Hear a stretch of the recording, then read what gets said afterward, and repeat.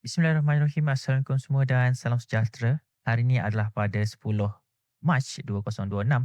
So kita akan melihat kepada movement untuk FCPO bagi hari ini.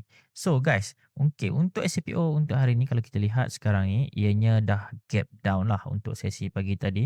Okay, disebabkan crude oil pun tengah menurun dan juga soybean oil. So sekarang ni dia gap down dan now berada dalam keadaan ranging. Ranging we can say within TMPA ataupun turning point B. TMP is turning point lah, turning point atas, turning point bawah. So sekarang ni kita lihat harga berada di tengah-tengah. Okay. Sama juga macam semalam kita predict untuk whether TMPA atau TMPB. Dia did break TMPA.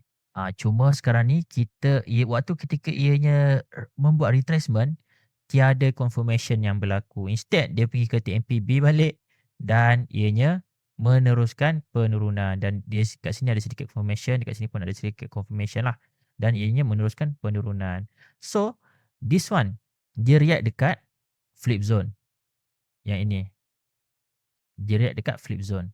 So, this one sama juga senario. Kita akan melihat kepada turning point A, turning point B dan kita menunggu ianya berada di kawasan-kawasan turning point A ni. Ketika ada momentum ke, kalau nak on breakout kena tunggu momentum lah. Ataupun kita just menunggu kawasan flip zone. Bila TMP ni break, yang ini should be akan jadi resistance become support.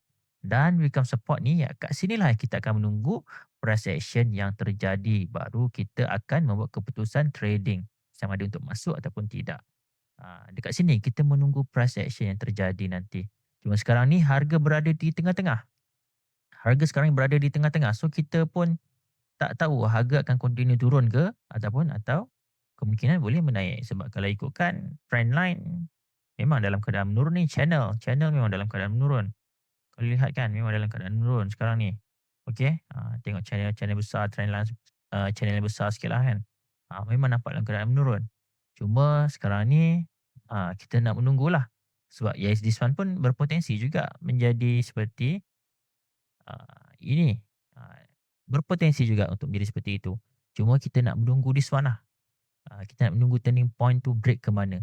Sama ada break atas ataupun break dekat bawah. So buat masa ni kita masih lagi dalam keadaan monitoring. Monitoring.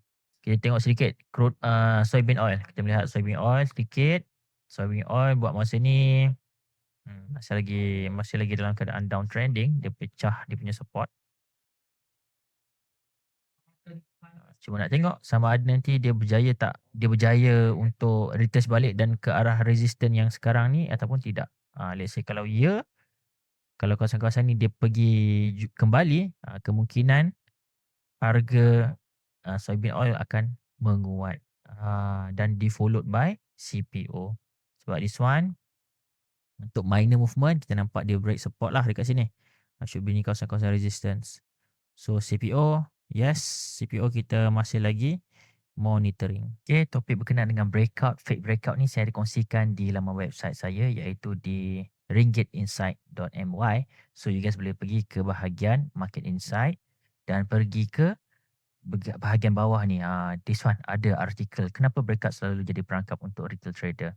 So you guys boleh pergilah ke laman website www.ringgitinsight.my dan pergi ke market insight untuk baca lebih lanjut. So itu saja. Assalamualaikum dan salam sejahtera. Semoga bermanfaat.